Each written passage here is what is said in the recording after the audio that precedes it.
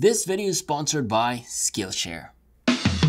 I've always dreamed about having a wall-mounted TV above my desk, although I think right now that's a bit too far-fetched. As thin and small as this is, I still think I'd rather keep my canvases on there. However, this 42-inch OLED display above a desk is not a bad idea. So with that being said, I honestly decided to give this a shot and try it on my setup. But before, we are going to unbox it together, set it all up, talk about this gorgeous panel, and cover some of the new features this delivers compared to my 16.5-inch LG C1. Overall, a video on how this as a TV can perform and if it can be a good monitor replacement. So the box is actually pretty small, so small that it fits in my little car. Literally, I had no problem fitting this in the back seat. It's really not that heavy to carry if you are a single person, but it's always nice having some help. The box itself, I'm actually quite happy they kept this box nice and simple. LG is actually trying to cut costs and reduce its footprint when producing packaging, which makes a lot of sense. So as you open the top, you will find some accessories. This includes the cover to hide the inputs on the back of your TV, the feet stand, and the rest of the accessories towards the middle, where they all come in this bag, which is very LG-like to do these things. There's also a setup guide attached to the box, which pretty much gives you an idea of how to set everything up, and further on, underneath this foam board, you will find the actual TV. At this size, this can be easily taken out by one single person, which is something that couldn't be done with our 65-inch model. To finalize, inside the accessories bag, you will find a magic remote control with batteries, the screws to attach the feet, an AR blaster cable, a cable tidy with securing caps, and some instruction guides no one ever reads. As for the setup, setting this TV up is so much easier than their larger formats. I can simply lay this down on the box it came with to protect the panel. Then, installing the feet is extremely easy, way easier than what we had to do for the massive heavy stand the LG C1 came with. Now, for this TV, all you need are the screws. Locate the recess areas on the bottom, line them up with the correct feet, and simply screw them in. You really can't go wrong regarding which feet go where, as the teeth need to match the insert holes. On my own, I was able to set this up on my desk setup, although when it came to plugging it all in, I really wish this power cable was fully modular, and I say fully because removing it out of the chassis is a bit of a pain. I wanted something a bit similar to what we have with the LG dual setup monitor I have, but look, it's not a big deal as it still is a 5 feet cable, so I have plenty of length to route this underneath my table. The ports, I personally only need a couple of HDMI ports, mainly to connect my PC and my Xbox, but in terms of connections, you get 3 USB ports, an audio out, 4 2.1 HDMI ports supporting 4K at 120Hz, and 1 supporting an AR connection. There's also a LAN port for direct internet connection, an optical digital out next to a satellite, and a cable input. By the way, the AR blaster port is next to these in case you wish to connect it and use it. Oh, and if you didn't notice it, we do get Nvidia's G-Sync on this beauty.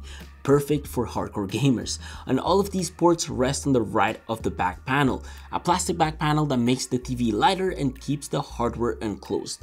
On it, you will also find some VESA mount screw holes that can support an arm that withstands up to 20 pounds. And if you really want to mount this, you'll be pleased to know that as a whole, it doesn't take much room. Although if you are like me and you'd rather keep it on the desk, know that the feet elevates this by about 1.75 inches and take around 28 inches in width. That boys, just make sure that your table or whatever you are putting this on can at least clear 7 inches.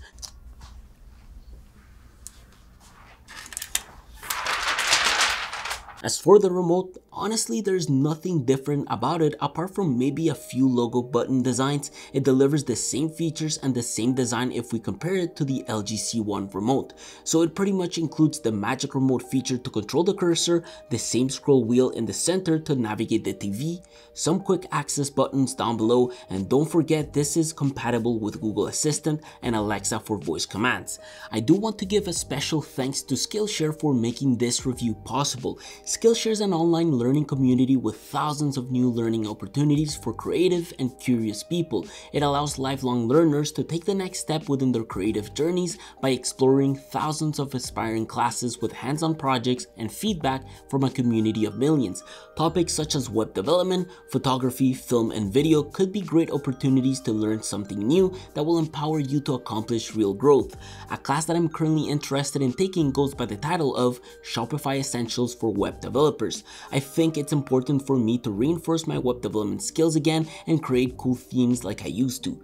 For less than $10 a month with an annual subscription, Skillshare is curated specifically for learning, meaning there are no ads and there are always launching new premium classes. The first 1,000 of my viewers to sign up through my link in the description will get a month free trial of Skillshare so you can start exploring your creativity today. Now, the front of the TV is absolutely stunning. After finishing the software setup, I was able to really dive into it. By the way, it takes 2 seconds. It's a very basic setup like choosing your installation method, language and location, Wi-Fi setup, as well as setting up some of the new features we get this year and downloading some of the apps you want to use. Just know that like with any TV, I recommend checking for updates and making them so you can get the most out of your TV. And I must say, I love the minimal look this delivers compared to the C1. The thin bezels and the nice edge frame this has are absolutely beautiful. Really gives the TV a minimal vibe. The stands do really give it a lot more breathing room in case you want to put a soundbar or other accessories. I do wish the stands had better cable management within them, however it's not a big deal. I think overall it's still able to deliver a clean and minimal look, just like the new boxier design, which is overall much better than the round edges on the C1. I feel like the panel is much better protected. The side profile is thin, but it has a plastic back cover that protrudes, which adds some depth and thickness to the TV itself. Regardless of this, I think this will still look clean while mounted, so it really isn't much of a concern, mainly when you know that the top grills of the plastic cover allow the TV to breathe. Also, I noticed this has a little chin right here. It's probably used for the Magic Controller. Looks really clean, so honestly, no complaints there. As for the panel, this looks absolutely great no matter what type of device you have connected to it. It is super color accurate, has a great contrast ratio, delivers perfect blacks, and of course it's a 4K panel. With last year's model, it seemed like a lot of people were complaining about the brightness. However, this year we have a 20% brighter picture, but only available on larger models, which sucks, but I'm not quite sure this 42-inch model is as dim as last year's LG C1. For me, the nits are important as I currently have this TV next to a window, and so for darker scenes I need all the brightness levels I can get so I can properly consume my content. So for the little time I've had this, I haven't really suffered more or less compared to my current 40-inch ultra-wide display. The only thing I'd say is annoying are the reflections. This has always been a thing with OLED panels as they are engineered on very glossy displays instead of matte ones. Although to be honest, when gaming at night and consuming content in the dark, this is not an issue. A 42-inch OLED display that takes a bit less room than my dual ultra-wide monitor setup is absolutely fantastic.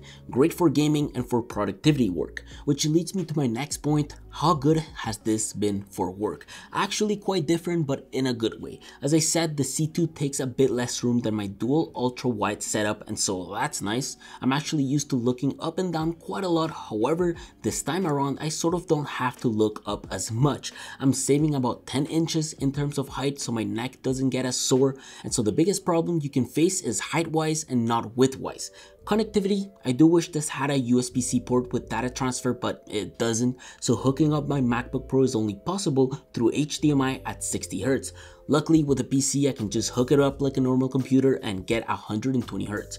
Regardless of what you end up using, you can really split your work in a very nice way. For coding, this is absolutely perfect. I can easily have 4 windows and distribute them as I wish. For writing essays, a 3-split configuration is ideal, Word in the middle, Chrome on the left, and maybe even a podcast or a PDF for guidelines on the right. Excel people, you will love this. Again, I think looking at this as a grid of 4 can help you distribute your windows and apps. It's really helpful when it comes to productivity. In my case, for video editing, this is absolutely perfect. Not only I get great colors, but I also get enough space for a timeline, an Explorer window open to drag files, and have a YouTube video for tutorials. Although once you start setting apps in full screen, I think this is where it's mostly not that worth it.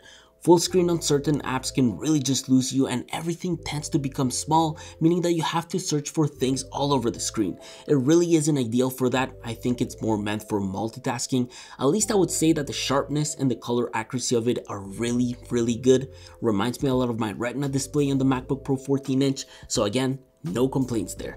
As for the menu, things are pretty simple. The UI itself is clean and nice. It's WebOS 6.0. From experience with the C1, things can be laggy here and there, but it seems to be a tad snappier this time around. At first glance, the home dashboard really hasn't changed all that much, and the interactivity and UI of the settings menu either.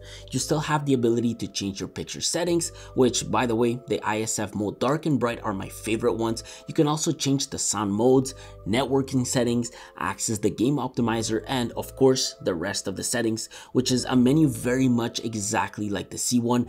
The thing I do recommend doing is disabling the energy saving setting so you can get the maximum out of the brightness this TV can deliver to you.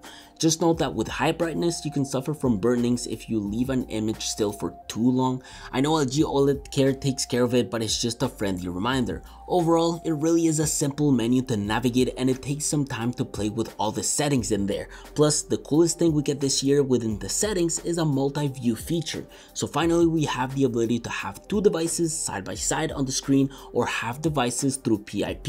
This basically means you can decide where on the screen you'd like your second view to be placed, but not all apps are supported yet. As for gaming, this monitor is absolutely brilliant. Whether you are playing a beautiful game like Flight Simulator on your Xbox or a AAA PC game such as Cyberpunk, this really does deliver a beautiful gaming experience. And the coolest part is that through the game optimizer menu, you'll have the ability to tweak your gaming experience and bring it to a whole new level. There are two menus this feature delivers, which include the pop-up game bar at the bottom of the screen and the full menu on the left hand side. Both are viable without having to leave your game screen, which means you can use the pop-up menu to make quick adjustments and take a look at some quick stats like refresh rates, VRR, and the FreeSync technology. This menu also allows you to access the more in-depth menu on the left hand side, and here you'll get all the information you need and the ability to quickly switch on and off features that you think your gameplay needs. It is freaking perfect. And note, this is me talking from experience. I very much enjoy playing FPS games, mainly because I am able to get 4K at 120 frames per second. Game Optimizer is honestly such a cool feature, and I love all the tweaks it offers to deliver a great gaming experience. So first impressions, it doesn't seem to get any better than this. Up to now, I haven't experienced any display blooming or even burnings. I want to say this is the perfect 42-inch TV, but I haven't spent much time with it. Although I can definitely say that the colors this delivers, the gaming functionality, and the overall design of the TV are perfect. It can be a good monitor replacement for your test setup, but know that if you are used to a dedicated gaming monitor, this might not be it in terms of responsiveness and mouse latency.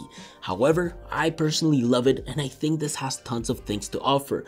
I will be making a more in-depth review in the future. I think this might be the monitor for our F1 racing simulator setup. I will keep you guys updated on that. Hope you've enjoyed this first impressions. I will see you all soon. Take care.